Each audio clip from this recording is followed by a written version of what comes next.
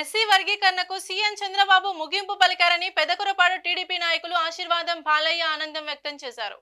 గుంటూరులోని పెదకురపాడు ఎమ్మెల్యే భాష్యం ప్రవీణ్ కార్యాలయంలో ఏర్పాటు చేసిన మీడియా సమావేశంలో వారు మాట్లాడుతూ 30 సంవత్సరాల నుంచి వర్గీకరణ కోసం ఎంఆర్పీఎస్ పోరాటం చేసిందని చెప్పారు.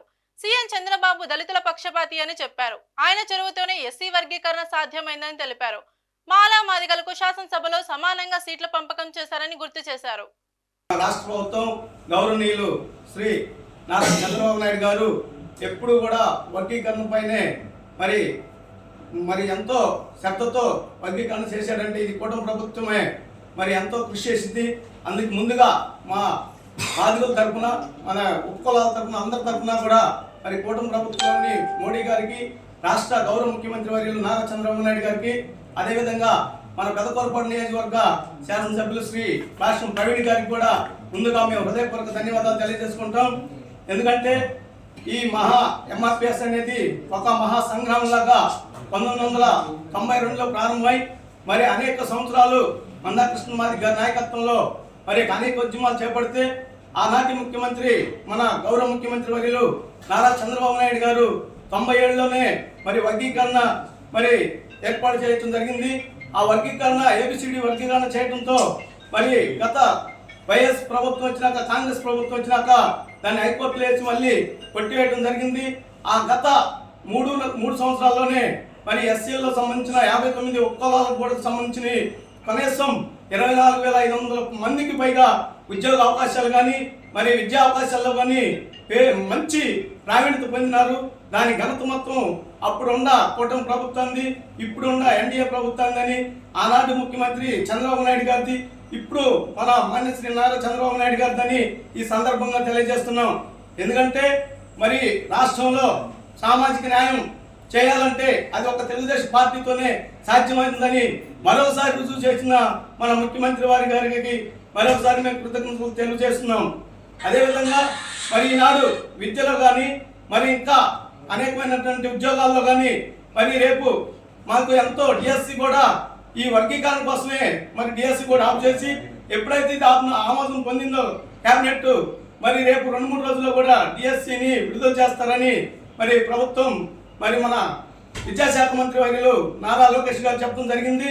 మరి ఆనాడు 14-19 మధ్యలో కూడా వర్గీకరణ చేయడం సాధ్యం కాని సమయంలో కూడా చంద్రబాబు నాయుడు గారు 25వ జీవో నెంబర్ ఇచ్చి మరి మాదిగలకు ప్రత్యేకంగా వెనుకబడిన వర్గాలు అందరికి కూడా సమానమైన ప్రాధాన్యత కల్పించి ఆనాడు చర్మకారులకి మరి పెన్షన్లు పెట్టడం, డప్పు కళాకారులు కూడా ప్రత్యేకమైన పెన్షన్లు పెట్టి ఆనాడు ఆదుకుంది కూడా 14-19 ఆదుకుంది కూడా గౌరవ ముఖ్యమంత్రి వర్యులు నారా చంద్రబాబు నాయుడు గారు అని ఈ సందర్భంగా తెలియజేసుకుంటున్నాం.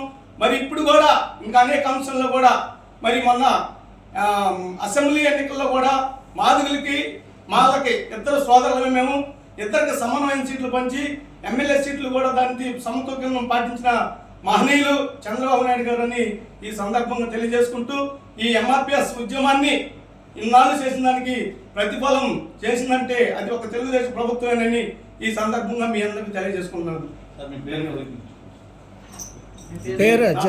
ఆశీర్వాదం. ఆంధ్ర రాష్ట్ర ప్రజలకి నా యొక్క శుభాభివందనాలు. అదేవిధంగా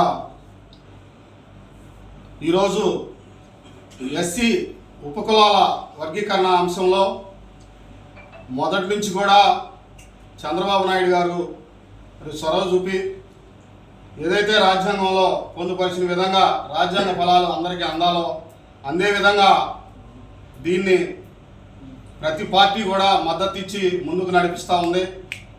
30 సంవత్సరాల సుదీర్ఘ పోరాటంతో ఈరోజు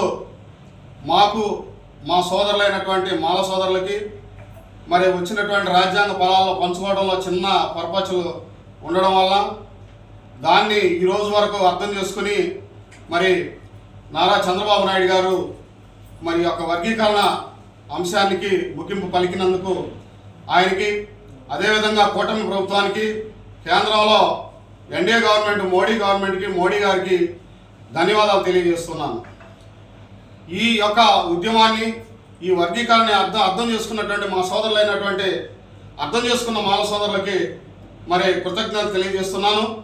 అదేవిధంగా ఇంకెవరైనా అర్థం చేసుకునే వాళ్ళు ఉంటే వాళ్ళకి మంచి మనసుని ప్రసాదించి అర్థం చేసుకునే విధంగా వాళ్ళు కొంచెం ప్రయత్నం చేయాలనేటువంటి ఆలోచనని మరి తెచ్చుకోవాలని కూడా నేను మనవి చేస్తున్నాను. అదేవిధంగా ఇన్నాళ్ళ సుదీర్ఘ పోరాటంలో ఎంతోమంది మరి మాదిగ బిడ్డలు బలైపోయారు. వాళ్ళు అసలు భాషలో ఉన్నారు. వాళ్ళందరికీ కూడా మరి యొక్క నా నివాళులు అర్పిస్తున్నాను. అదేవిధంగా ఈ రోజుకైనా ఈ వర్గీకరణ ఫలాలని మరి పక్కన పెట్టి మనకి వాళ్ళు ఏ విధంగా అయితే ఇవాళ గవర్నమెంట్ ఇచ్చింది సమానంగా దాన్ని పక్కన పెట్టి ఉమ్మడి హక్కుల కోసం పోరాడేటువంటి ప్రయత్నం చేయాలి. మనందరం కూడా దళితుల అభ్యున్నతకు పాటుపడుతున్నటువంటి ఎంతోమంది సోదరులు ఉన్నారు. వారికి మనం సహకరించి అదేవిధంగా నారా చంద్రబాబు నాయుడు గారు ఈ యొక్క దళితులకు పక్షపాతి. ఆయన ప్రతి అంశంలో కూడా దళితులకు పెద్దపేటేసి వారిని ముందు నడిపించేటువంటి ఆలోచన చేస్తూ ఉన్నారు. అలాంటి ఆలోచనను మనం అర్థం చేసుకొని ఆయన పూర్తి సహకారాన్ని అందించి మనం ఆయన వెంట ఉండాల్సినటువంటి అవసరం ఉంది.